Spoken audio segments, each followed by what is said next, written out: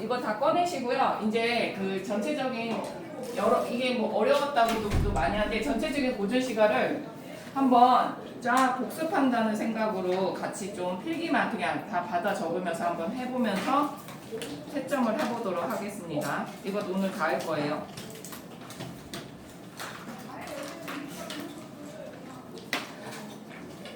한번 볼게요. 가나다를 묶어주세요. 가나다를 묶어주고 거기다가 이제 써봐. 고대 가요라고 써주세요. 앉아서 써도 낫겠다. 그죠? 고대 가요라고 써주시고요. 자, 작품을 통해서 고전 시가의 흐름을 정리하는 거예요. 요거 나만은 한가라고 써주세요. 자, 고대 가요는 나라가 이제 생긴 그 고대 국가, 부족 국가라고 할 수 있죠.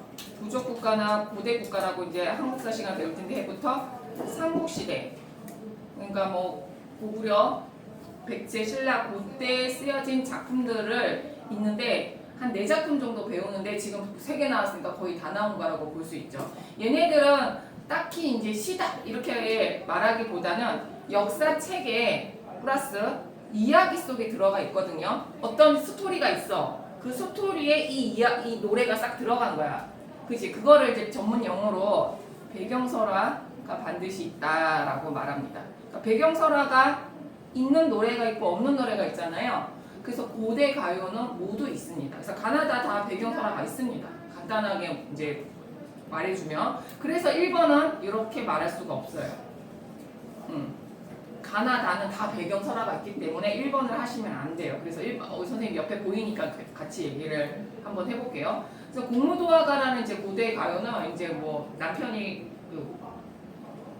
미친 뭐라고 해서 이름이 생각이 갑자기 안 나네.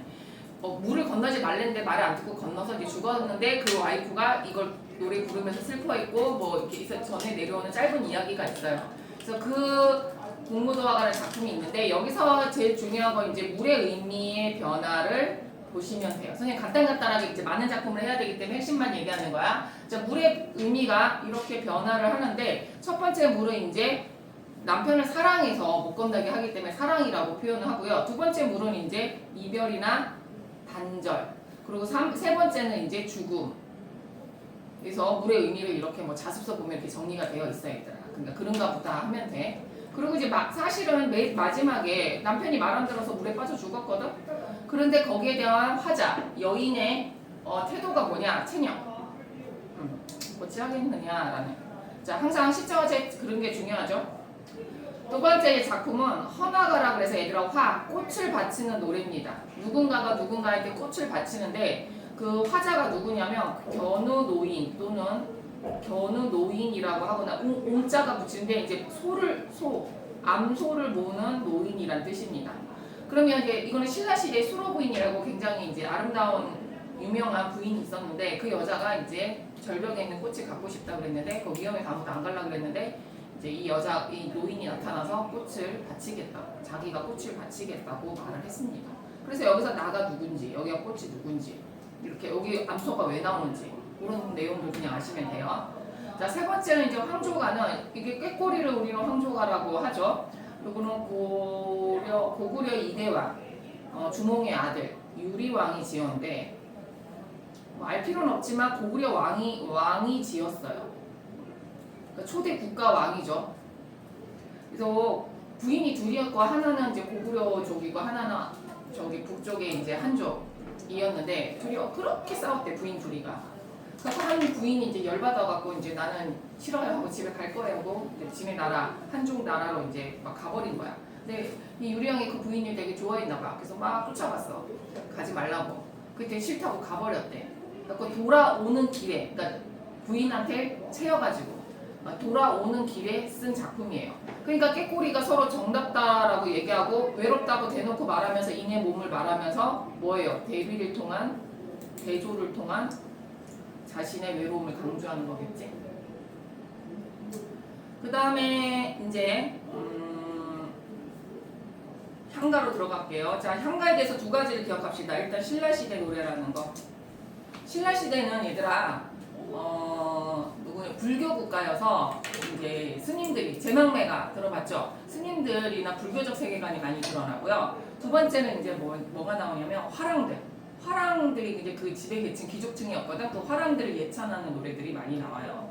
그래서 그 신라라는 거하고 그다음 두 번째는 이제 19채, 8구채, 4구채 사실 이렇게 거꾸로 발달된 거예요. 4에서 8, 10으로 가면서 이제 4줄, 8줄, 10줄짜리가 이제 발달이 됐고 향가라는 말씀 이제 기록이 향찰로 기록이 되어 있고 향찰이 뭐냐라고 묻는다면 신라 시대에 우리나라 글이 없었어. 그래서 우리도 글을 쓰고 싶어. 그러니까 한자를 빌려다가 쓴 건데 한자식으로 쓴 게 아니라 우리식으로 은과 훈을 갖고 쓴 거야. 그러니까 주체적으로 한자를 빌려 썼다라고 생각하면 돼. 사랑해를 I love you라고 쓰면 영어지. 그런데 SARANGHAE 사랑해 이렇게 쓰면 뭐야? 그냥 알파벳 갖다가 우리나라 말을 쓴 거지. 약간 향찰이 그런 느낌인 거야. 그 한자를 갖다다가 우리나라 말의 배열에 맞게 한자를 막 갖다 썼기 때문에 약간 향찰은 한문이랑 달라요. 그래서 향찰을 얘기할 때는 한문의 은과 훈을 이용해서 우리 문장의 어순에 맞춰서 뭔가 기록하는 방식. 그래서 중요한 게 뭐냐면 우리말식으로 했다. 주체성이 있다. 이런 말들이 아마 좀 나올 텐데 그냥 상식으로 알아두고 있으세요.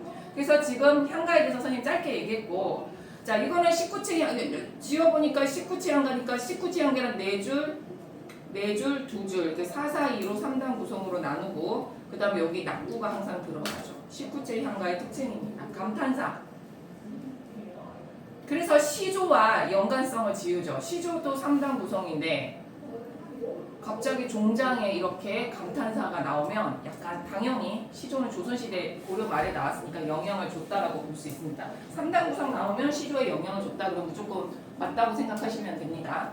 그리고 제목으로 한번 생각해 봅시다. 기파랑은 화랑 이름이에요. 랑자가 붙었죠. 기파랑이라는 화랑입니다. 대단히 존경받았나 봐요. 그래서 이 사람에 대해서 인격도 훌륭하고 훌륭하니까 찬에다가 찬양, 예찬 이런 단어를 써봅시다. 기파랑을 예찬하는 노래입니다. 그래서 이 작품은 기파랑이라는 예찬인데 이 기파랑을 비유합니다. 자연물에 한 3개 정도 비유해요. 그 3개의 비유, 그 자연물의 의미 정도만 알면 돼요. 선생님 딱딱 이제 포인트만 얘기하는 거야 지금. 자 그럼 첫째 열어젖히면 이제 달이 하늘에 달이 이렇게 떠 있대요. 그리고 구름을 이렇게 쫓아가고 있나 봐요. 그래서 달한테 너 어디 가냐? 흰 구름 따라가냐? 질문하니까 달이 새파란 날이 동그라미 여기 시냇물이죠. 물은 맑음을 의미해요. 그러니까 기랑의 모습이랑 연결되어 있죠. 그러니까 날이 기랑의 맑은 인품을 말하면서 새파란 나리를 보니까 기랑 같구나 막 이렇게 이제 하고 그 다음에 나리는 얘들아 신의 가야 그 조약이 중요한 거야. 그 일로 나리는 이거 양주동 해석이거든 얘들아. 니네 그거 몰라도 되는데 해석본이 2개가 나오는데 니네 학교에서 뭘 할지 모르겠지만 양주동 해석인데 자 나리 조약돌이 하나 또 보여 주변에. 조약돌은 뭐야? 동글동글하고 단단하단 말이야. 그리고 원만하죠. 그러니까 이거 조약돌은 또 뭐냐면 그 단단하고 강직하고 원만한 성품을 또 말하는 거야. 뭐라고? 그러니까 조약돌 같은 성품. 단단하고 원만하고 단단하고 원만한 성격. 이해 가요? 선생님 안 적어도 그 물은 맑으니까 맑고 깨끗한 거. 조약돌은 동글동글하고 단단하니까 원만하고 단단한 성격. 이렇게 보겠죠? 그 마음의 끝 이렇게 해서 연결하면 되죠. 마음의 끝. 그 사람 마음이 이렇게 생겼다는 거지. 쫓고 싶대. 그러니까 뭐야? 달이 너 흰구름 따라가냐? 아니 나 그 누구 따라가고 싶어? 기파랑 따라가고 싶대잖아. 그지? 기파란의 맑음과 기파란의 원만한 성격을 따라가고 싶대. 아 감탄사 때리고요. 여기서 이제 작가지도 이제 여기 선생님 작가지는 이제 뭐야? 푸른 소나무 같은 거거든. 이거 변함이 없단 말이야. 그 변함 없는 걸 우리 뭐라 그래? 지조절개. 그러니까 뭔가 사람이 지조도 있고 절개도 있고 높은 이상이 있는 사람이지. 그리고 서리는 세모. 이거 눈이야 눈. 그러니까 시련. 그래서 대비. 그러면서 이렇게 감탄적으로 대단한 사람이야 이렇게 이제 끝내는 거죠. 완전 기파랑 예찬한 작품이지. 나 기파랑 따라가고 싶어. 그리고 기파랑은 작가지 높아 서리를 모르는 그런 화랑이야. 마지막에 딱 이렇게 하면서 맺혔습니다. 자, 해석하면 되고 이게 그런 류의 작품이라고 생각하시면 됩니다. 자, 처형관을 저번에 했었죠. 8여 4사 그러니까 이건 4줄 4줄 이렇게 2단 구성으로 보시면 되고 자, 여기서 제일 중요한 게 뭐였죠? 저번에 배운 귀신 쫓는 노래다. 그래서 주술적이라고 했던 거 기억나죠? 그리고 마지막 줄에 뭐해서 귀신이 자기 와이프랑 바람 폈는데도 관용과 체념, 관용적 체념이라는 요런 태도를 보이면서 마무리 지었다고 그랬죠? 자, 동경 밝은 날에 동경 선생님 설화벌 경주라고 그랬어. 그래서 배경이 나와 있고 밤늦게 놀다 왔더니 잠자리에 갔더니까 가랑이가 4개 보이는데 둘은 내 마누라인데 두 분은 뭐야? 내 부인 옆에 왜 남자 다리 2개가 보이는 거죠. 그래서 여기까지가 이제 그 천혁이를 시험하는 상태였죠. 근데 이제 얘가 화를 내는 게 아니라 분노하는 게 아니라 춤을 췄다 그러면서 그냥 관용적 체념의 태도를 보여서 귀신이 무릎을 꿇었다는 배경설화가 있는 거지. 배경설화를 봐야지 주술적인 성격이 나오지, 그지? 귀신이 이제 너한테 안 간다고 그랬잖아, 그지? 자, 이렇게 이제 선생님이 복습 겸 이제 했습니다. 자, 그렇게 1번은 아니고요. 나에서 주술성이 없어요. 많은 주술성이 있지만. 그 다음에 다는 모르겠고요. 자, 작자 미상이다 X하세요. 그쵸? 이런 치사한 작인데, 이게 충담사라는 스님이 지은 거예요. 그러니까 이거는 시험, 내신 문제다 보니까 그 치상 문제들이 있어. 그러니까 당연히 여성 화자가 아니죠. 자, 그러면 답이 3번밖에 없는데요. 3번 마누라 쫓아가다가 외로움을 말하는 실패한 왕인데 그 마누라 간의 싸움을 부족 간의 갈등으로 해석하기도 해. 그 내신 문제라서 좀 지역적으로 나온 거니까 그러려니 하고 넘어가면서 그냥 그 내용만 공부하시면 돼요. 자, 2번은 쉬웠죠. 굳은 약속이 아니죠. 디귿이 옆에 살짝 보니까 뭐죠? 조약돌이잖아요. 그러니까 이거는 기파랑의 성품, 원만한 성품, 원만한 동글동글한 조약돌 같은 성품. 이게 조약돌이다. 이게 동그라미 반드시 아니라 돌이야. 알겠지? 그 다음에 이제 모두 고르는 건데, 자, 구전은 입에서 전화되다가 한자로 기록돼서 우리가 지금 해석된 걸 보는 게 이제 고대 가요예요. 그 다음에 요거는 향차를 말하는 거예요. 향차. 그러니까 향가겠죠. 그냥 중요하지 않아서 선생님이 그냥 이렇게 뚝뚝뚝 넘어가는 거야. 뭐 이런 거 갖고 시험 문제 날 건 아니고 그냥 좀 알면 좋은 백그라운드라고 생각하시면 돼요. 자, 정읍사를 갑시다. 고대가요 4개 중에 하나가 또 나왔습니다. 자, 고대가요인데 유일하게 백제가요예요. 선생님이 삼국시대 노래는 고대가요라고 했지. 그러니까 여기도 당연히 뭐가 있어? 배경설화가 있어. 배경설화가 문제를 풀어본 사람은 알아. 배경설화 밑에 보면 적절 4번에 보면은 이게 배경설화야. 그래서 망부석 설화가 전해져. 알겠지? 망부석 설화. 망부석이란 단어는 좀 알아나? 남편을 기다리다 남편이 돌아오지 않아 돌이 된 여인에 대해서 말하거든. 그러니까 기다림의 한 같은 게 느껴지는 거야. 그래서 백제가요도 있지만 다른 작품에도 나오고 서정주 작품에도 돌이 된 여자에 대해서 이런 작품이 있거든. 그래서 망부석, 뭔가 기다렸는데 기다린 그 사람이 돌아오지 않아서 그 자리에 그냥 굳어버린 그런 어떤 애절한 우리 한국적인 그런 한을 나타낼 때 쓰는 말이니까 그냥 망부석이라는 말을 못 들었더라고. 그냥 알아두라는 거예요. 그런 이야기가 있고 옛날 여인들의 그런 한을 드러내는 그냥 설화의 소재로 등장한다라는 정도만 알면 되고, 그 다음에 얘들아 또 뭐 몰라도 되는 거지만 정읍은 전라도에 있는 지금도 있는 선생님 대학교 친한 친구가 정읍 출신이었거든. 전라도에 있는 진짜 지역명이야. 그러니까 백제시대라는 게 연결이 되죠. 전라도니까. 전라도는 백제고 경상도는 신라인 거 알지? 그 정도 상식은 있죠. 그 다음에 여기서의 화자는 이제 여인, 그러니까 망부석이니까 그 여자라. 그 남편을 기다리는데 남편이 누구예요? 행상인 남편이에요. 또 행상인을 모르더라고. 그치? 니네가 이제 소설 같은 거 안 읽으니까. 떠돌이 장사꾼을 행상인 남편이라 그래요. 그래서 남편을 기다리는 아내 라고 화자를 보시면 됩니다. 그래서 백제가요 이제 해석을 하면 되고요. 여기서 이제 특징이 다른 작품과 다르게 뭐가 있어요? 여음구와 후렴이 있죠. 여음과 후렴이 있다.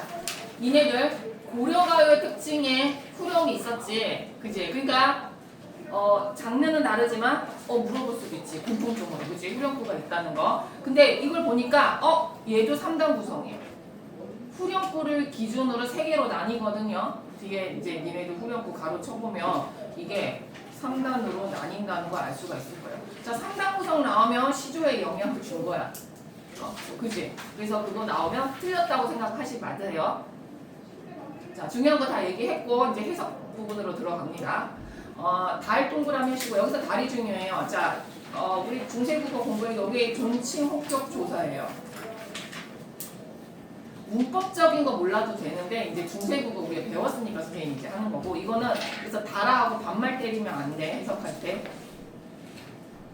임금하, 달하 이렇게 나와요. 나중에 읽어보면 그러면 달아, 임금아 이렇게 해석하면 땡이에요. 알겠죠? 하 나오면은 달님이시여 이렇게 해석해야 됩니다. 그래서 선생님 님이시여 이렇게 합니다. 존칭 혹격 조사, 혹격 조사 들어봤죠? 봄은요 강세 전미사예요. 그래서 해석할 때 높이 높이 해서 2번 해석하고요. 그 다음에 샤는요 주체 높임 선어말 어미예요. 그래서 달림을 높이는 거죠. 달림이시여 높이 높이 돋으셔서 이런 뜻입니다. 그 다음에 공자 또 나왔죠. 멀리 멀리 비춰주세요 라고 합니다. 여기서 이제 달의 의미를 이제 선생님이 3가지로 정리합니다. 3가지로 정리합니다. 자, 소원을 들고 있고 그냥 반말을 쓰지 않고 있죠. 자, 그래서 기원의 대상. 자, 기원의 대상은 또 다른 말로 초월적 존재. 초월적 존재 또 다른 말로 니네 단어를 몰라서 내가 이렇게 자꾸 써주는 거야. 생각나는 말 천지신명. 그러니까 이게 같은 말이에요. 사실 1번, 2번. 우리가 오늘 달 밝다, 달 너무 예쁘지 할 때 달하고 달님 뭐 좀 해주세요 라고 다른 의미가 완전 다르다는 거를 말하고 싶은 거야. 그 3번째는 이제 이거는 이제 밑에 보면 나오는데 뭐 멀리 멀리 비춰달래잖아. 그래서 광명, 빛이란 뜻이에요. 광명이란 뜻인데 자 광명은 뒤에 나오는 진곳, 진대라는 단어가 나와. 미리 필기하는 거야. 진대. 진대는 이제 진곳, 진흙탕. 어둠을 의미하는 것으로 위험을 의미하는 거죠. 선생님이 3번 외쳤을까요? 대조를 말하려고. 웬만하면 대조가 다 있어요. 왜냐면 여기를 비춰달라고 그러거든. 우리 남편 보호해야 하기 위해서. 배웠지? 자, 그 다음에 2번째로 가면 이제 달님 멀리 멀리 비춰주세요. 이렇게 이제 소원을 빌었죠. 그 다음에 이제 저작거리라고 들어봤죠. 사극 보면 저작거리에 뭐가 왔어. 저작거리에서 그녀를 봤어. 막 이런 말, 그녀가 저작거리 있지 않고 뭐 사당패들이 왔어. 이런 말 쓰죠. 요거는 시장이란 뜻이에요. 자, 요거 자주 나니까 요거는 좀 외우자 얘들아. 선생님 웬만하면 외우란 말을 안 하는데 기본형 써주고 이건 활용형이야. 여다는 얘들아. 처음은 꼭 가다라는 의미로 쓰이고요. 2번째는 살다, 지내다. 같은 뜻이죠. 자주 나와. 1번도 자주 나오고 2번도 자주 나오는데 여기서는 1번으로 쓰였어요. 자, 그럼 해석해 볼게요. 시장에 계신가요? 남편이니까 존댓말 한 거야. 시장에 간가요? 이렇게 하기 위해서. 뭐 달님한테 하는 말일 수도 있고 아니면 좀 혼자 독백을 하는 거죠. 여자가 이제 기도하잖아 지금. 달님 보면서 기도하는 거. 우리 남편 시장에 있나요? 어기야. 아까 나온 진대 이거 세모쳐. 그리고 아까 달하고 대비적 의미가 있는 거죠. 진대는 선생님이 진 곳, 진흙탕, 위험한 곳 아니면 유혹일 수도 있어. 하여튼 안 좋은 뜻인 거야. 우리 남편이 집에 안 돌아오고 빠질 수 있는 뭐 도둑놈일 수도 있고 강도일 수도 있고 뭐 술집 여자일 수도 있어. 그 의미가 진짜 유혹이기 때문에 그래. 드디어 쉐라는 쓰세요. 두려움과 걱정의 어미. 지금도 뭐뭐 할 세라 쓰죠. 다칠 세라. 막 우리 너무 귀한 아기를 다칠세라 뭐뭐 했세라 키웠어 이런 말 쓰죠. 그러니까 다시 해석해 봅니다. 진 곳을 진흙탕을 디딜까봐 두렵습니다. 걱정입니다. 이렇게 하면 되죠. 다시 해석해 봅시다. 시장에 계신가요? 위험한 곳을 디딜까봐 걱정이에요. 이렇게 이제 해석하면 되겠죠.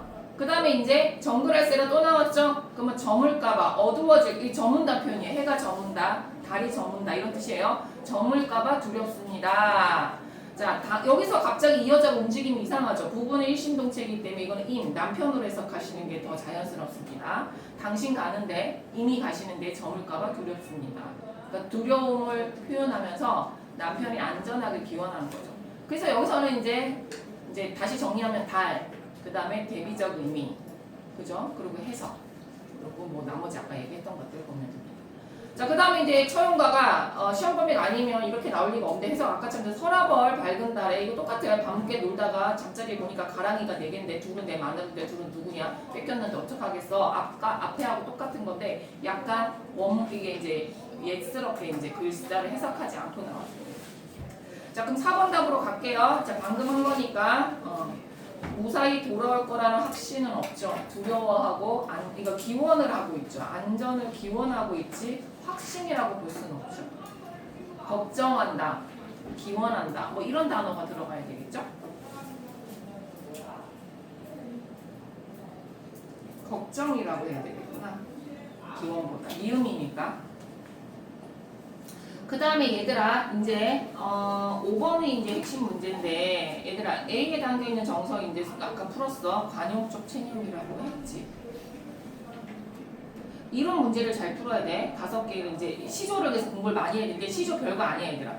이거 윤선도 양반이야. 정도전 모르는 사람 써. 개국 공신이야. 이성계 오른팔 조선 개국 공신이다. 또 고려 개국 공신이라 그럴까봐. 자, 그 다음 윤선도 조선시대 4대부죠. 황진이 기생이에요. 이양복, 니네 그 동화책에 보면 뭐 있잖아. 그치. 갑자기 생각해. 하여튼 이양복도 유명한 4대부죠. 김득연은 유명하진 않지만 김득연? 왠지 4대부일 것 같은 느낌이 드는데 자, 부인이 바람 펴서 상태에서 춤추는 남자와 비슷한 정서를 잡으려면 누굴까? 여기서 자, 해석 안 하고 시간이 1초밖에 없어. 지금 찍어야 돼. 누구로 찍어야 돼? 5번 김득연. 그치? 사실 이 답이 없더라고. 내가 풀어보니까 니들이 어떻게 풀었나 궁금해서. 자, 1번부터 해석해봅시다. 윤선도 아저씨입니다. 내 친구가 누구냐니까 수석, 물과 돌덩이, 송죽, 소나무와 대나무, 그 다음에 달, 이 5밖에 없대. 자연 친하지? 절대 찍으면 안 되겠지? 자연이 좋다라는 거잖아. 이거 찍으면 되겠어? 내 이별에 지금 와이프 바람핀 상황에서 춤추고 관용적 체념이랑 뭐 아무런 그게 없잖아. 그 다음에 정도전 아저씨는 개국 공신인데 자, 교는 달이에요. 그 물이에요. 물이 흘러가는데 반천년 왕후고 고려를 말하는 거야. 고려가 물소리밖에 안 남았다. 얘들아, 고려에서 조선으로 바뀌었는데 이 고려라는 500년의 역사가 물소리밖에 안 남았다는 뜻은 뭔 말이야? 아무것도 없다는 뜻이죠. 망했다는 뜻이죠. 이때 느끼는 감정이 뭘까요? 이것도 고국도 고려야. 흥하고 망할. 아휴, 참 역사라는 게 참 언제 사라질지 모르겠구나. 자, 나라가 망할 때 느끼는 감정. 특히 이제 조선 망하는 거는 이제 독립운동으로 넘어가니까 잘 안 나오는데 고려 망할 때 이제 고려의 신하들이 다 이렇게 많이 썼거든. 자, 그때 느끼는 감정들 뭘까요? 나라가 망할 때 느끼는 감정이 뭘까요? 뭐 당연히 슬프겠죠. 슬픔하고 또 느끼는 거. 사람을 죽었을 때도 친한 사람이 죽고 너무 슬프지만 연예인이 이런 사람들을 막 이렇게 죽은 거 보면 어떤 느낌이? 인생 참 더덥다는 느낌인지 여기는 이제 그런 느낌을 우리는 무상함이라고. 더덥다, 의미 없다. 그래서 무상하게 느껴져요. 이번에서. 그러니까 정도전이 조선을 세웠지만 고려가 망한 걸 보면서 이런 작품을 썼고요. 자, 황진이는 뭘 썼을까요? 청산에 있고 벽계수는 얘들아 푸를 벽에 개자는 계곡할 때 개자야. 그 푸른 계곡이란 뜻이겠죠. 계곡이 흘러가요. 수어감을 자랑하라. 자, 누구한테 말 걸고 있어요? 너 벽계수 그러니까 푸른 계곡한테 쉽게 흘러감을 자랑하지 말래. 가는 거 자랑하지 말래. 왜? 1도 창에 1도 한 번 도착하면 어디에? 푸른 바다 창에 니 한 번 이렇게 도착하면은 돌아오기 어려우니 자, 한 번 도착하기 어려우니 명월이 망공산 명월 동그라미 명월이 망공산하니 공산 빈산에 가득 차니 쉬어간들 없더리. 자, 이건 뭐합니까? 벽계수한테 놀다 가라고 얘기하고 있죠. 가지 말고. 그죠? 이거 무슨 뜻일까요? 자, 벽계수는요 황진이의 첫사랑 남자 이름이에요. 그리고 황진이의 기명은요 명월입니다. 자, 그러면 해석되죠? 남친이 이제 갈라 그러니까 뭐라 그래요? 놀다 가라 그러는 거죠. 나랑 좀 놀다 가라고 얘기하는 거죠. 그러니까 꼬시는 글이죠. 그러니까 이 떠나려는 남자를 붙잡는 노래예요. 이거는 이해 가셨어요? 근데 멋지지, 그러니까 뭔가 기생이 이렇게 시를 잘 쓰니까 넘어갈 것 같지 않냐? 그냥 가지 마세요 이렇게 말하는 것보다 이게 돌려서 애돌려서 이렇게 잘 쓰면은 얼굴도 이쁜 여자가 시도 잘 이게 이때는 이게 쟤는 지식이니까 시 잘 쓰는 게 이렇게 이제 남자를 황진이의 남자가 되게 많거든요. 벽혜수가 황진이의 첫사랑으로 처음에 만난 남자로 이제 되고 있어. 그래서 알고는 있어 얘들아. 원래 벽혜수는 푸른 계곡물, 푸른 시냇물 이런 뜻입니다. 그리고 황진이의 기명은 원래 명월이었어요. 자, 그래서 이 작품은 뭐 그냥 남자를 떠나려는 남자를 붙잡는 노래라고 해석이 됩니다.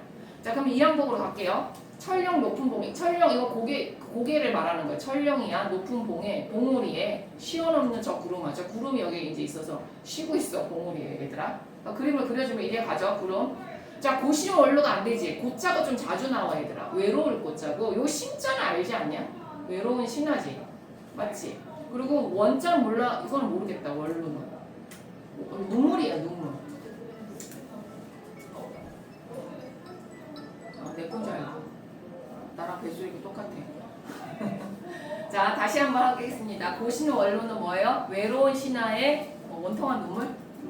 그래, 비삼아 뛰어다가 자, 구름한테 말을 겁니다. 고시는 원로를 눈물을 비삼아 뛰어다가 자, 님 나왔고요. 구중신처는 좀 알면 좋아. 구중신처 가끔 나오거든 얘들아. 자, 형광펜. 자, 9겹이나 있는 깊은 곳이 어딜까요? 거기 님이 있대. 거기 가서 좀 뿌려달라 그러거든. 여기가 어딜까? 구중신처 9겹이나 되는 깊은 곳에 거기가 어딜까? 애들이 그러니까 다 산속 막 이렇게 말하던데 아니에요. 구중신처는 어딜까요? 궁궐이에요. 궁궐. 얘 이제 임금이라는 걸 알 수 있죠. 그러니까 얼마나 중요한 단어인지 알겠지. 그래서 이거는 영군. 임금님 그리워서 울고 있습니다.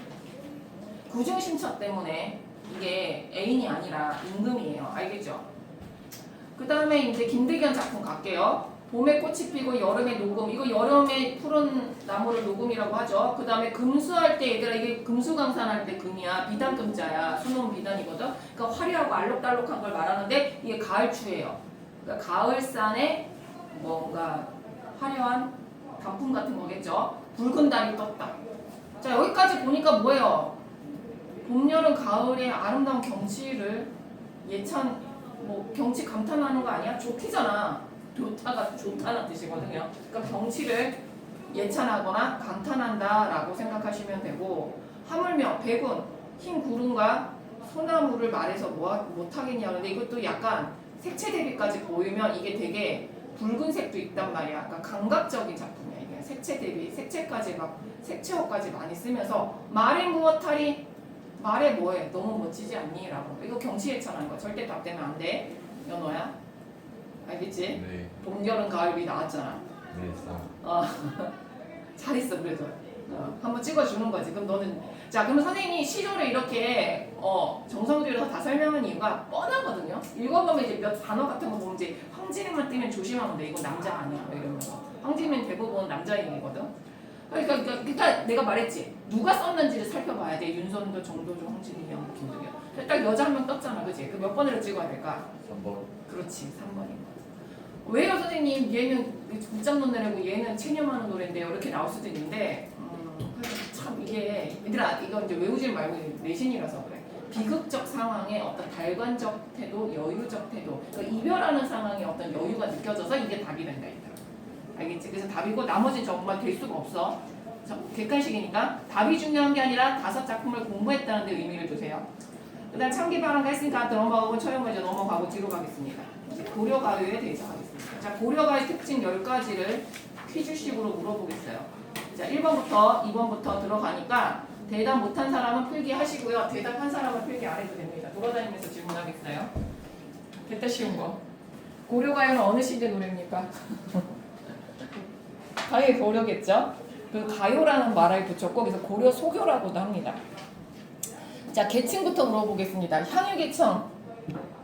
계층을 물어본 선생님이 뭐라 그랬어? 1번 이제 향유계층부터 딱 튀어나와야 돼. 그러니까 어떤 선생님은 자꾸 누가 불렀냐를 자꾸 너네한테 강조하잖아. 그러니까 누가 불렀는지 알아야지 그 사람들의 특징과 이런 것들이 나오기 때문에 항상 누가 불렀냐를 묻는 거예요. 사대부가 불렀지 하고 이제 묻는 거거든요. 자, 고려 가요의 향유 계층 누가 부른 노래들입니까? 계층은 위아래입니다. 그쵸? 1번 평민입니다. 알겠죠? 향유 계층 평민. 자, 평민이 불렀기 때문에 사용한 언어가 뭡니까? 쉬운 우리말입니까? 어려운 한자어입니까? 그쵸? 이건 연결되는 거예요. 쉬운 우리말의 사용. 그쵸? 쉬운 우리말을 사용하면서 주된 정서를 이제 부리하는데 양반들은 뭐를 말했어요? 막 뭐예요? 어떤 관념적인 이념이나 유교적 이념이나 막 자연치나 이런 것들 조금 정신적이고 관념적이고 뭔가 바른 가치에 대해서 얘기를 했지. 그러면 얘네들은 뭐를 말할까요? 자, 그거의 반대말이 뭐냐면요. 쓰세요. 현실적이고 일상적이고 진솔한 정서라고 하면 돼요. 그러면 진솔한 정서도 예시들이 우리 진솔이 또 쉽지가 않잖아. 그지? 진솔에다 써봐. 남녀간의 사랑. 이런 게 진솔한 거야. 자, 그럼 고려시대 사람들이 이렇게 불렀어요. 자, 그럼 우리가 이걸 보고 있죠. 지금 청산별구 시합범위잖아요. 자, 이거 언제적 기록된 걸 보는 겁니까? 그렇죠. 자, 쓰세요. 구전대다가 집단 그거 창작한 거야. 구전이 집단 창작한 거야. 이게 막 500년 동안 전화되다가 조선시대에 한글이 창작되면서 조선시대 기록이 됐습니다. 두 번째는 이제 얘들아, 대중가요 할 때 대중이 평민이거든요. 자, 그래서 우리는 사실 우리는 평민이에요. 그렇지만 대한민국 사회가 잘 살게 돼서 우리가 이렇게 불합리한 어떤 이런 청산별곡의 하층민의 유랑민의 이런 아픔을 안 겪고 있지만, 자, 대중가요나 고려가요나 정서가 비슷한 노래를 많이 부르는데, 그래서 사실은 가요 같은 거 많이 들으면 좀 옛날에는, 지금은 안 그러지만 한류가 막 떠서 선생님 어렸을 때는 되게 조금 약간 안 좋게 봤거든. 막 클래식 듣거나 가곡 듣거나 막 이래야지 조금 고급스럽게 봤단 말이야. 그런데 가요 중에서도 이렇게 뭔가 이렇게 이제 명곡이 되거나 이러면 올림픽 때도 누가 나가서 불러? BTS나 아니면 뭐 니네 모르는 이선희 가수 막 이런 국민 가수들이 나가서 노래 부르고, 대통령 취임식에도 가수들이 가서 노래를 부르죠. 자, 선생님이 말하고 싶은 건 조선시대 고려 가요가 뭘로 불렸을까요? 그거 고려시대 사람들이 불렀던 하층민들의 노래하고 무시당한 게 아니라 조선시대 뭘로 불렸어요? 여기서 대답이 안 나오네. 중요한 특정. 자, 조선시대 기록이 되면서 조선시대를 불렸단 말이야. 지금 내가 올림픽이나 막 대통령 취임식하고 얘기한 거랑 관련이 있지. 뭘로 불렸어요? 쓰세요. 궁중음악으로 불렸어요. 그 나라의 행사가 있을 때 궁녀들이 나와서 임금님 앞에서 막 불렀단 말이야. 청산별곡 같은 거, 가시리 같은 거 불렀단 말이야. 자, 그런데 조선시대에 불리면서 내용이 약간의 이제 뭐라고 변화가 생기고 수정이 되면서 삽입되는 내용들이 있습니다. 자, 선생님 분명히 고려시대 노래는 어떤 거라 했어? 남녀간의 사랑이나 청산별곡처럼 현실의 아픔이나 막 이런 것들 쓰는데, 그런 게 아니라 갑자기 후렴구나 서사의 내용을 보면 임금님 오래 사세요 뭐 이런 내용이 나온다거나 태평성대를 기원하는 내용들이 나와요. 자, 그런 거는 고려시대에 있던 게 아니라 조선시대 이제 기록되는 과정에서 아마 삽입이 됐겠지라고 예상해 보야겠죠? 그래서 옆에다 쓰세요. 궁중음악 옆에다 쓰세요. 송축, 나라의 태평성대를 기원, 이런 노래들이 이제 삽입이 되기 시작했다. 그러니까 그렇게 예상을 해야 되는 거지. 막 가시리는 이미 가시리 그러는데 막 갑자기 태평성대 이런 말이 막 나온단 말이야. 태평성대가 뭐야? 나라의 편안을 기원하는 거지. 그다음에 자, 지금 선생님이 말한 게 고려가의 특징이고, 마지막으로 이제 물어봅시다. 이 고려가요가 두 가지를 이제 얘기할 건데, 고려가요가 문학성이 뛰어날까요? 안 뛰어날까요? 마지막으로. 뛰어나죠. 뛰어나니까 우리가 이렇게 열심히 배우겠지. 자, 고려시대 귀족들의 작품은 니네가 하나도 안 배워. 하나 배울 수도 있어. 경기체가라고. 한자만 쫙 나열돼 있고 뭐 이렇게 자랑하는 글들이거든. 안 배워. 교과서에 안 실려 있어. 근데 고려 가요는 니네가 기본 5개에서 10개는 배워야 되거든. 그러니까 문학성이 뛰어나다고 평가받는데, 자, 문학성이 뛰어난 이유 중에 하나가 우리말 사용이 뛰어나고, 아까 말했던 거야. 진솔한 정서를 얘기하며. 그러니까 니네도 그 다음에 세 번째, 비유법이나 상징법, 표현법이 뛰어나. 이 세 개를 우리는 묶어서 문학성이 뛰어나다 그러는데 고려가요가 그 3박자를 다 가지고 있고요. 청산별곡은 그 중에 백미죠. 자, 니네는 뭐별 생각 없이 읽었겠지만 얼마나 비유, 상징, 운율이 딱딱 떨어집니다. 그 다음에 이제 형식적 특징 세 개를 이거는 이제 외워야 된다. 고려가요가 노래였어요. 노래. 그래갖고 입에 그냥 읽어보면 그냥 쫙쫙 맞아. 사러리 막 이렇게. 운율을 어떻게 붙었는지 모르겠지만 후렴구도 막 뛰어나죠. 자, 형식적 특징 세 가지를 말해봅시다. 몇 음보? 3부. 3음보. 그쵸. 4음보라고 하면 안 돼. 시조나 가사가 3음보야. 그 다음에 이렇게 얄리얄리처럼 뭐가 있어? 후렴구. 후렴구 사용이 여기서부터 다 들어가. 그전에는 가끔 들어가다가. 그 다음에 세 번째는 뭐야? 이렇게 끊어지는 걸 뭐라 그래? 아까 연호가 말하려고 했던 거? 연장체. 연호야. 일부러 선생님이 너 외우라고 이렇게 말해주는 거야. 대답 잘해서. 연장체, 분연체, 분절체. 같은 말입니다. 조각 이제 지금의 대중가요도 저렇게 나와. 1절 나오고 후렴구 들어가고 막 반복하고. 그래서 고려가요랑 약간 나는 요즘 대중가요랑 비슷하게 생각이 돼요. 자, 이제 마지막으로 고려가요에 어떤 게 있는지 니네가 조금 고려가요 하면 알아야 되는 작품을 내가 리스트를 불러줄게요. 한 5개. 그러니까 너무 많이는 아니고 가시리, 청산별곡, 별곡 시리즈 갈게. 서경별곡. 그 다음에 또 정석가. 그 다음에 동동. 하나, 둘, 셋, 넷. 만전출표에서는 뺄게. 잘 안 나오고 뭐 내용도 좀 야하기도 해서 잘 빠져. 요 정도는 기본적으로 이제 알고 가야 돼. 혹시 빼먹은 거 있나? 청산별곡, 가시리, 동동. 야, 요 정도는 고려가요의 대표작들이다. 그래서 요 정도는 알고 있어야 돼, 고등학생이면. 자, 선생님 고려가요 특징 지금 나 입으로 줄줄줄 말했죠. 그게 니네들이 줄줄줄 말해야 되는 거야. 더 말할 게 있는데 이걸 외워야지 더 말해줄 거야. 알겠지? 막 남녀상여지서 이런 거 내 일부러 뺐어. 자, 그러면 이제 그 중에 교과서에 나오는 청산별곡을 학교에서도 했고 학원에서도 나는 한 걸로 알거든요. 그래서 질문을 하면서 대답을 하는 걸로 확인하면서 가겠습니다. 자, 3원고로 읽어보시고요. 자, 살얼이 낫다는 살고 싶다로 해석해야 되겠죠. 그럼 청산 동그라미 하시고요. 청산에 살고 싶은 것이죠. 청산의 의미 두 가지 마련을 해봅시다. 첫 번째, 살고 싶은 곳이니까 이상향. 두 번째 또, 근데 이 사람이 읽어보니까 현실이 고달퍼서 살고 싶어 하더라고. 그래서 뭐가 되는 거야? 도피처. 그래서 청산은 당연히 산이니까 자연이라는 거 말 안 해도 되지. 산에 내가 가고 싶어. 선생님도 너무 살다 고달프면 아유 저 시골에 가서 그냥 조용히 살고 싶다. 그렇게 말하는 거 똑같은 거예요. 그게 이제 알고 보면 뭐야? 도피처잖아요. 그죠? 이상형이면서 도피처라는 거 알아야 되고요. 그 다음에 이제 여기 밑줄 그시고요. 머루랑 달에는 산 열매죠. 시골에 갔는데 내가 뭐 명품 가방에 스포츠카 끌고 살 일 없지 않니? 그거의 반대 의미가 머루랑 달인데요. 이건 뭐예요? 그냥 소박하게 살겠다는 뜻이거든요. 자연에서의 소박한 음식을 뜻하는 사자성어. 무슨 표현?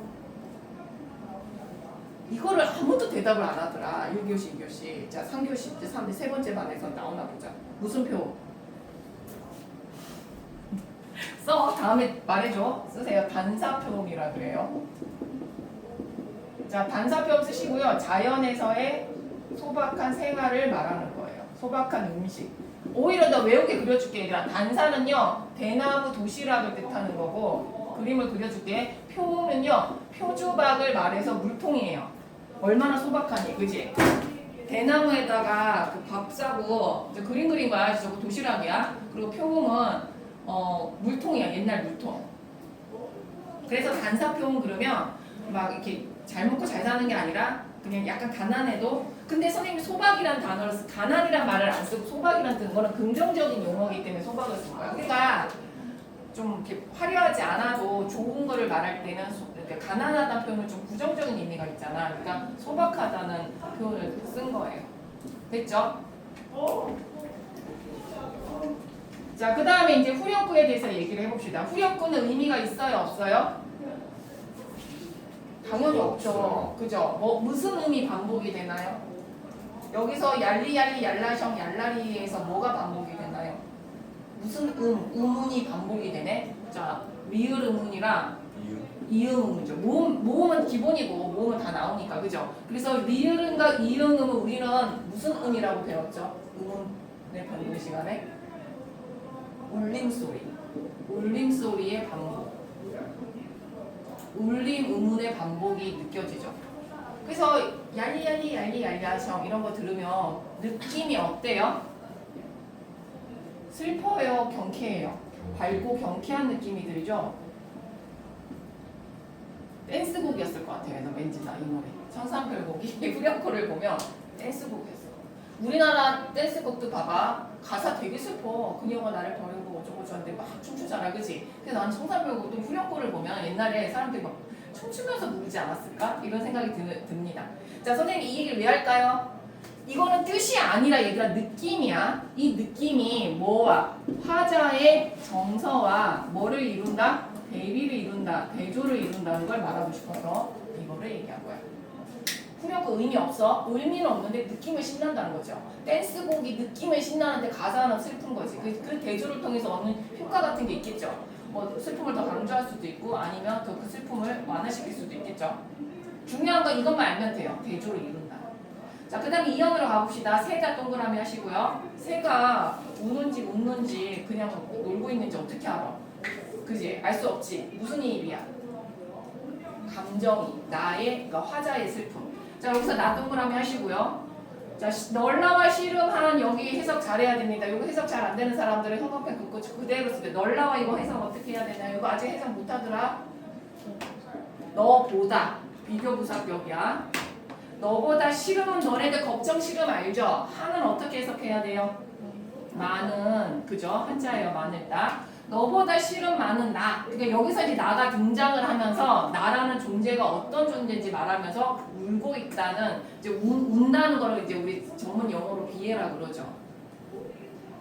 1년에서는 그냥 청산에 살고 싶구나 그러다가 2년을 읽으니까 아, 이 사람 불쌍한 사람이구나. 그래서 청산에 도피하고 싶구나 라고 내용이 정리가 되죠. 자, 그 다음에 3년으로 가봅시다. 3년이 이제 좀 중요하죠. 자, 새의 의미를 두 가지로 해석해야 됩니다. 1번, 2번으로 해석해야 되고요. 첫 번째는 뭐예요? 버드. 그러니까 플라이 벌드. 날아가는 새를 화자가 쳐다보는 거예요. 이렇게. 자, 첫 번째 의미보다 나는 두 번째 의미가 더 중요한 것 같아요. 두 번째 의미는 어떻게 해석해야 되나요? 이 새를. 밭이랑으로 봐야 돼요. 새를 옛날에 사이라 그래서 고랑 이랑이거든요. 그 해석을 어떻게 해야 돼요? 갈던 밭이랑 이렇게 해석해야 돼요. 자, 그래서 첫 번째는 새, 하늘을 날아가는 새, 이 그림을 그릴까? 이렇게 이랑, 밭 이렇게 해석하면 좋겠죠? 네, 선생님은 2번으로 해석하는 게 더 낫지 않을까라고 해석합니다. 자, 그럼 갈던 밭을 남자가 떠나면서 보는 거예요. 이렇게. 그러면서 물 아래 갈던 밭을 본다. 자, 물이 있으니까 강가겠죠? 얘들아, 강 근처에는 항상 마을이 있었어. 알겠지? 왜? 농사를 지으니까. 그래서 물 아래라는 말은 얘들아 어떤 의미가 있냐면 속세라는 의미. 속세가 뭐야? 사람들이 모여 사는 세상, 마을이란 뜻이에요.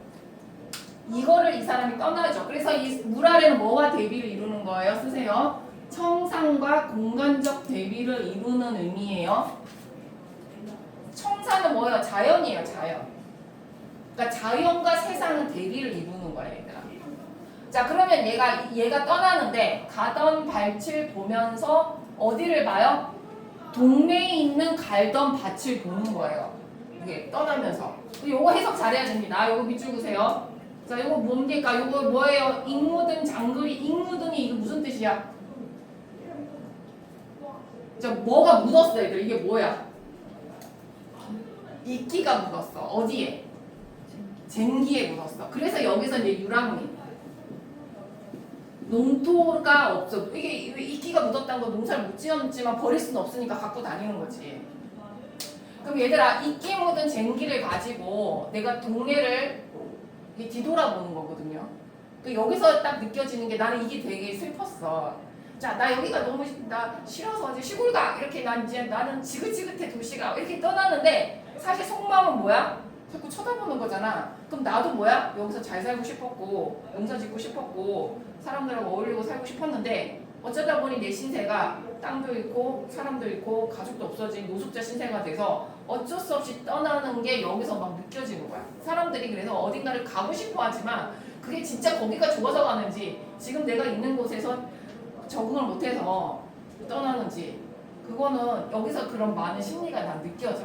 막 사람들이 시골 가고 싶다 그러는데 진짜 시골이 좋아서 가는지 아니면 도시에서 살면서 내가 실패했기 때문에 내가 적응을 못했기 때문에 그렇기 때문에 그럴 수도 있어. 나는 이게 이 사람의 어떤 본질의 마음이 느껴져 갖고 슬펐어요. 그래서 선생님은 그걸 중요하기 때문에 이렇게 길게 설명했겠죠. 이런 걸 뭐라 그래요? 미련이라는 거죠. 싫지 않다는 거죠. 그러니까 도피처가 되는 거죠. 세상에 대한 미련이 있는 사람이야. 나도 떠나지만 사람들하고 잘 살고 싶었단 말이야. 그치? 근데 뭐 어쩌다 보니까 망한 거죠.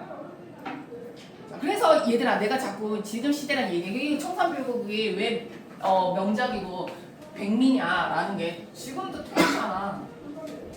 어딜 가도 어려운 사람은 있잖아. 현실에서도. 지금 뭐 전 지구로 봐도 난민도 있고 전쟁도 아직도 나고 있고 막 유랑민뿐만이 아니라 집 잃고 이런 사람들 많죠. 뉴스 보면. 그런 사람들한테는 이 노래가 너무 와닿겠죠. 자 그러면 이제 갑시다. 공짜는요 그냥 이렇게 음운을 맞추려고 이게 참 운율이 딱딱 맞아떨어지는 작품이에요. 노래를 어떻게 했는지 녹음기가 없어서 들어볼 수는 없지만 이리공 저리공 해요. 3번 보죠. 낮이랑 진해와 슌더 이렇게 말했죠. 여기서 이제 연음시킨 거죠. 요거 뭐예요 얘들아? 요거 땡겨서 보면 낮이죠. day. 요거는 이렇게 땡기면 밤이죠. 자 이럭저럭 해서 공짜는 그냥 운을 맞춰주려고 들어가는 거로 해석하면 이럭저럭 해서 낮은 진해 왔는데 자 이게 오리가 깨깨오리가 아니죠. 이거 올 이렇게 땡기세요. 이렇게 땡기면 이거 무슨 뜻일까요? 그렇죠. 연애니까 해석해봐. 그럼 올 이도 그죠. 갈 이도 해서 그대로 하면 되죠. 오리도 가리도 없음 밤은 또 어찌하리까 밤이 문제인 거지. 밤이. 노숙자들도 대한민국이 우리 공원도 잘 돼 있고 도서관도 잘 돼 있고 패스트푸드점도 잘 돼 있고 그래서 낮에는 우리가 지낼 만해. 니들도 학교 나간 애들 학교 그만둔 애들도 막 돌아다니면서 재밌게 놀 수 있는데 밤은 어쩔 거야. 밤 그치? 밤에 어쩔 거야. 그래서 어떤 외로운 사람 노숙자의 그런 고독감이 느껴지죠. 갈 때 그러니까 이 사람 노숙자야. 갈 데도 없고 가족도 없고 됐죠? 그러면서 이제 여기서부터 이제 또 돌이 나오죠. 여기서 이것도 운율이 딱딱 맞아 떨어지네. 그치? 자, 돌덩이가 하나 자는데 나왔나? 어디다 던지던 돌코, 돌인가? 누구를 맞히던 돌인가? 자, 돌이 하나 딱 날라서 내 머리를 쳤어요. 자, 미리도 게리도 이것도 마찬가지입니다. 이렇게 가면 사람이죠. 미워할 사람도 미워할 사람의 반대말. 얘들아 이거 괴다 자주 나오니까 이것도 외워라. 기본이요. 괴다가 무슨 뜻이에요? 그쵸. 고의 여기다 사랑할 사람이야. 이거 반대말이죠. 미워할 사람도 사랑할 사람도 없어서 맞아서 물고 있습니다.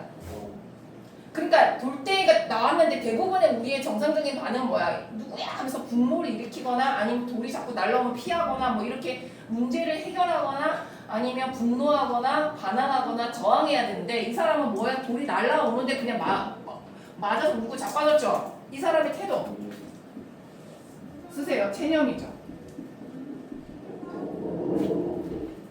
계층적으로 뭐 이렇게 아래에 있는 사람은 체념을 느낄 수밖에 없잖아. 옛날 조선시대, 고려시대에 신분을 뛰어넘을 수가 없는데 그치? 하윤아! 너 잤어? 풀었어 안 풀었어? 너 자꾸 지금 몇 주째 너 말만 내가 너 요주에 있는 거야 지금?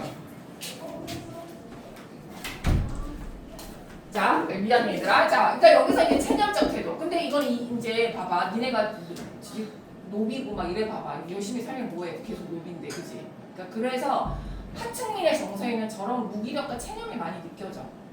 자, 그러면 이제 요거 이제 태도가 중요한 것은 체념, 고독 썼고요. 이제 이 돌은 뭐냐면 인생에서 생기는 뭐예요? 불행이죠, 불행. 살다 보면 우리 사고도 당하고 망할 수도 있죠. 그래서 그거를 이제 다른 말로 또 운명이라고 할 수도 있죠. 내 운명과 싸워 이겨야 되잖아, 얘들아, 그지? 우리 운명과 싸워 이겨야 되는데 이 사람은 자신의 불행과 운명에 대해서 체념적 태도를 취한다. 자, 그다음 얘들아 이거는 바다는 청산이고요. 나무작의 구조개는 그 위에 뭐 그 머루와 다리기 때문에 옆에다 그냥 쓰세요. 1년하고 똑같이 보면 돼요. 1년과 대응을 이룹니다.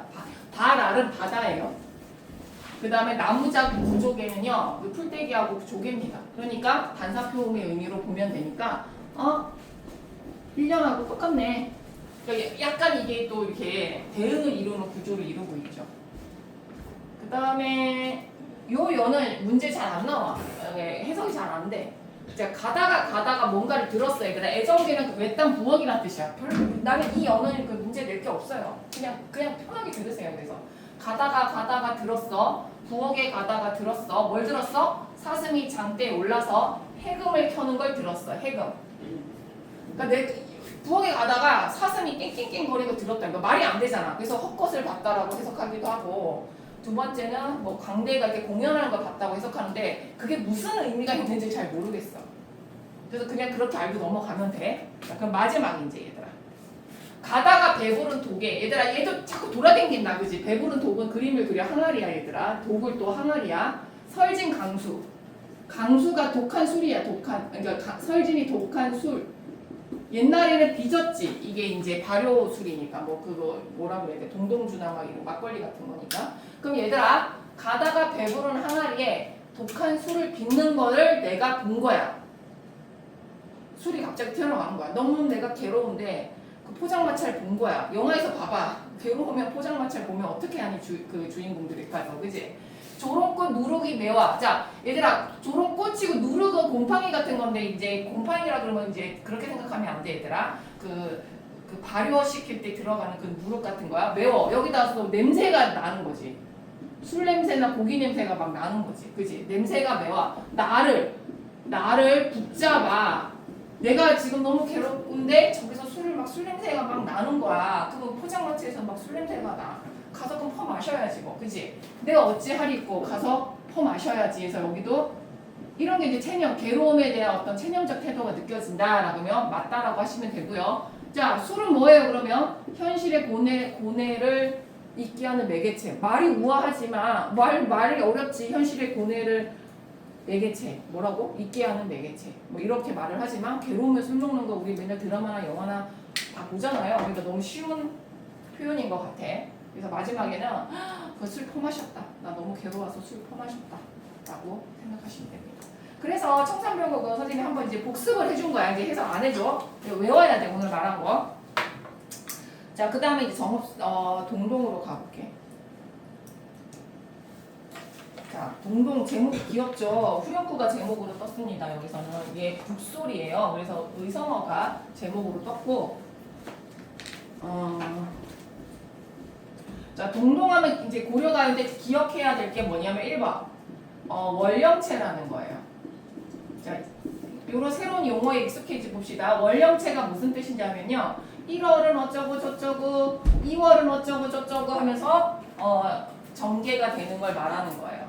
그러면 동동은요 12연이 있겠지. 12연이 있는데 서사에 보면은 서사가 더 있어. 이거 송축하는 거야. 그래서 아마 조선시대에 써졌겠지. 그래서 전체 13년의 노래입니다.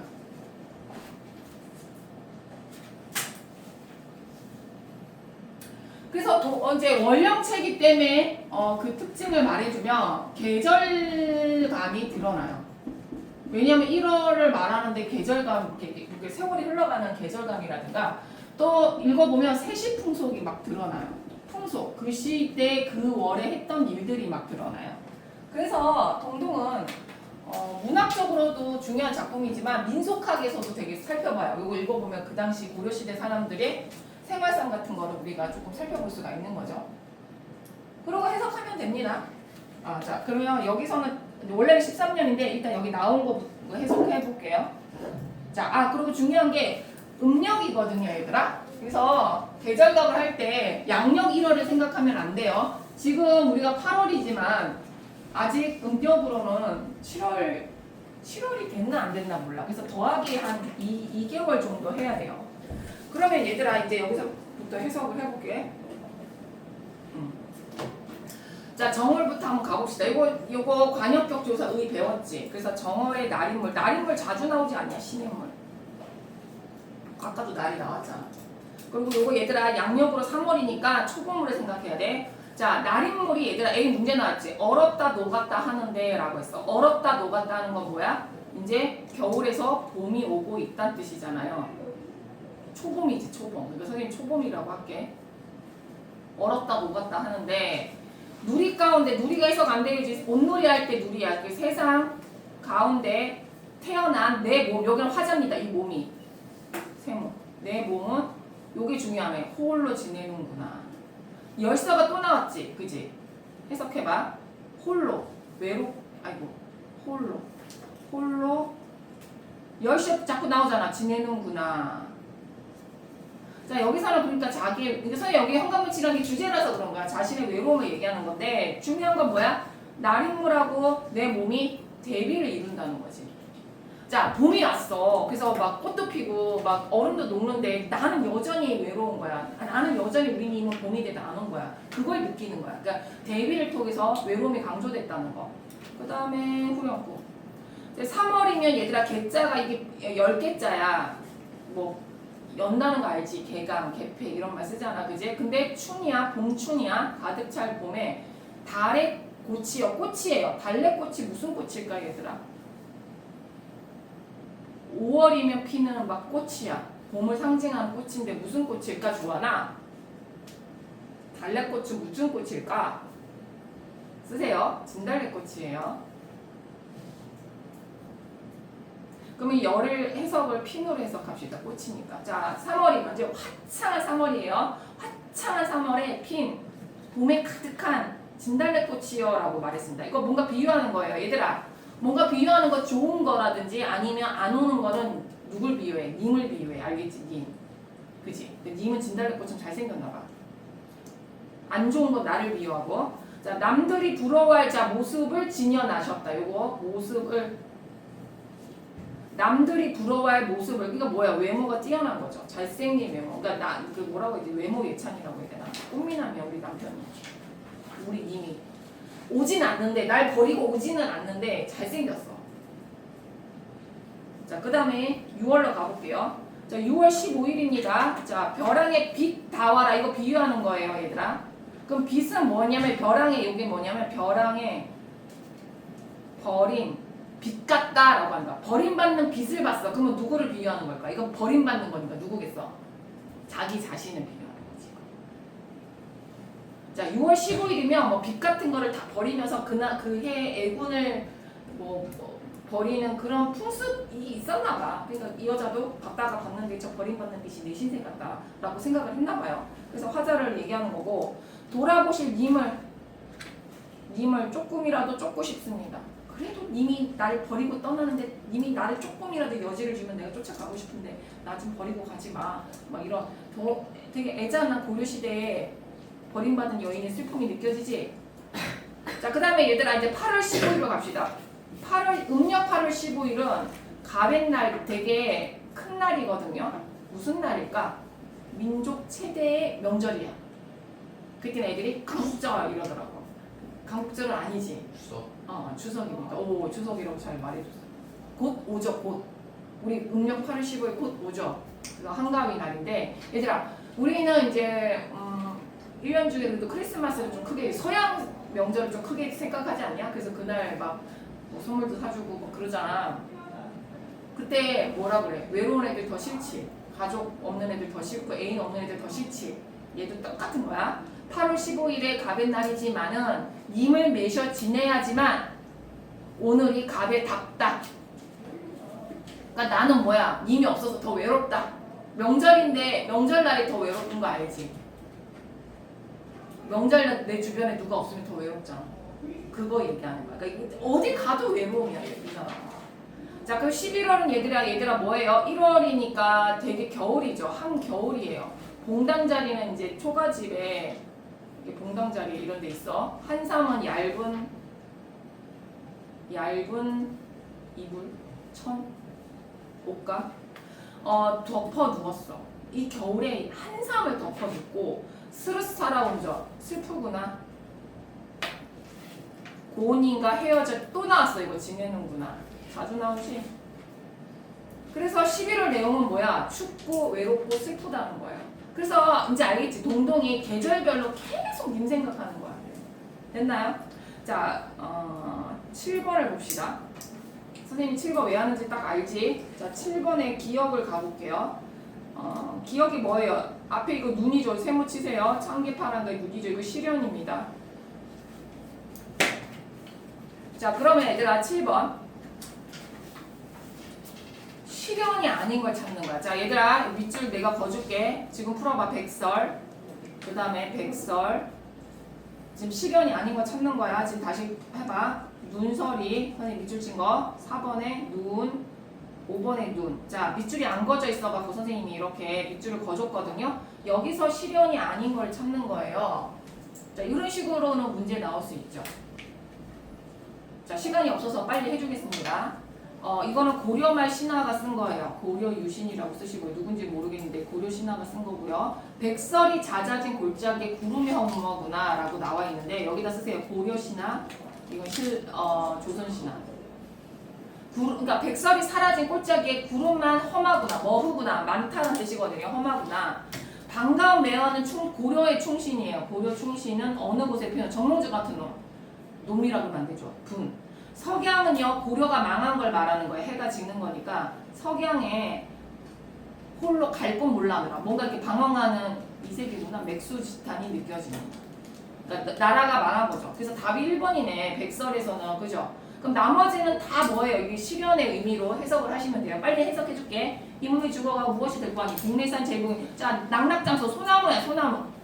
백설이 세상을 가득할 때 혼자 지조를 지키겠다고 합니다. 백설은 그러니까 시련이게 되겠죠. 간밤에 불던 눈서리가 막 쳤는데 소나무를 다 막 이게 치고 있어요. 하물며 못다 핀 꽃은 말해서 무엇하겠니? 그러니까 어떤 정치적인 시련 이런 걸 말하는 거예요. 자, 바람이 눈을 몰아 산창에 부딪히니까 매화를 막 침범하고 있어요. 하지만 아무리 어리란다 매화의 봄뜻, 매화의 지조나 절개나 생명력은 꺾을 수 없다. 아슬소냐, 뺏을 수 없다. 라고 해석하는 겁니다. 자, 눈 맞은 희연이 대나무입니다. 대나무 나오죠. 그러니까 니네 딱 보면 알겠지? 소나무, 대나무, 매화 막 이런 거 나오면서 눈 나오지. 그럼 다 실현이 되는 거겠지? 자, 대나무입니다. 대나무 동그라미 하시고 굽을 절개면 눈 속에 푸르겠느냐? 아마도 세안고절 네모 대나무 절개를 예찬하는 거예요. 너뿐인가 하노라 의인을 하면서. 그래서 딱 보면 1번으로 나와야 돼. 알겠지? 자, 선생님이 지금 11번 X 하세요. 자, 11번 X 하시고요. 자, 지금부터 내가 단톡방에 답을 띄워줄 건데 그 답을 보고 채점하고 오답 고치고 질문하고 나한테 검사 받으면 수업 끝납니다. 20분 동안 시간 줄 거예요.